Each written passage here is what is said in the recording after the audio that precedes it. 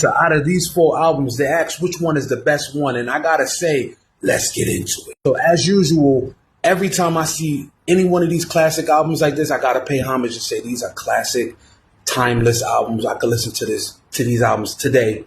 It's still like the first time I ever listened to it. So let me just point that out first. Salute to all these albums and all these artists who made these albums and everybody that was behind the project. Salute. Now, everybody already knows how much of a huge Nas fan and Biggie fan that I am. I mean, I love those two. I wish Big would have been around a little longer so we could have got more material. But those two guys right there, when it comes to New York guys, hands down number one in my book. Now, when it comes to Hov, Reasonable Doubt is a classic album, like I said before. I messed with Hov up until maybe Blueprint 1, Blueprint 2. After that, I stopped listening to Hov. But everything up until then, super fire. I recommend you go listen if you haven't heard it. Now, let's get into what we really here for, right? And when you break it down, right, you listen to all of these albums and you say, wow, these albums really got no skips. So which one is it to pick? For me, it's the album that I could relate to the most.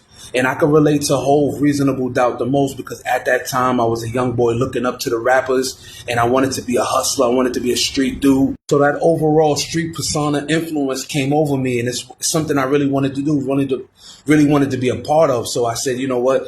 That's what I want. So that's the album I'm picking. I'm picking Reasonable Doubt because at that time it resonated with me. I had none but hustlers and cool fly dudes around me. So of course, when I see Hov coming out like that, I wanted to do that. So for me, it's Hov. I think that's the most classic album on here from start to finish because I can relate to it. If you can relate to it, then cool. Let me know what album you think is the winner. There's no wrong answers here. King Swift, Bars on Deck.